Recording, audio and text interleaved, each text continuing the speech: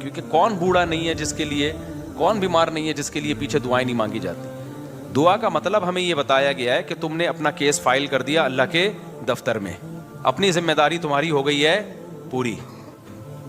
بڑا آفیسر بیٹھا ہوتا ہے نا, تو آپ جاتے ہیں اس سے کوئی ریکویسٹ کرتے ہیں, کہتے ہیں بھائی یہ پروسیس ہے, اس کو فالو کرو, اور اپنی فائل یہاں ویزے کے لیے آپ نے اپلائی کر دیا نا, ٹھیک ہے, آپ کی ذمہ داری کیا ہو گئی, پوری ہوگی. آپ کو انٹرویو کے لیے بلایا جائے گا, ہم نے ویزا دینا ہوگا دیں گے, نہیں دینا ہوگا نہیں دیں گے.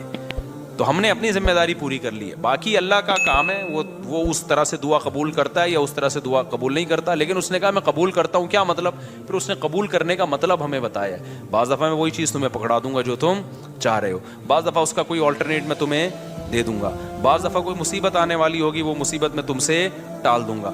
کچھ بھی نہیں, آخری درجہ حدیث میں آتا ہے اس کے بدلے میں اجر دے دوں گا جو آخرت میں ملے گا تمہیں.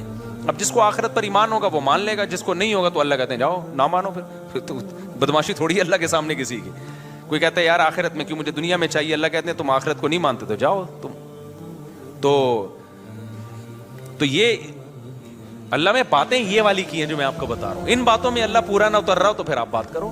اور یہ بھی آپ کی بات ہے کہ آپ کو پوری ہوتے ہوئے نظر نہیں آ رہی. ہم نے اپنی زندگی میں اپنی دعاؤں کو پورا ہوتا ہوا, میرے کتنے مسائل حل ہوئے ہیں الحمدللہ.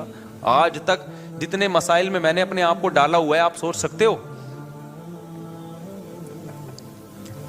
جتنی ذمہ داریوں میں ڈالا ہوا ہے نا ہم نے اپنے آپ کو.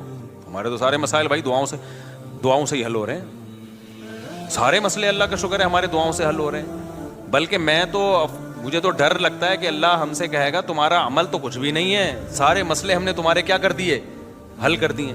تو یا تو بھائی آپ نے کچھ ایسے مسئلے بنائے ہوئے ہیں جو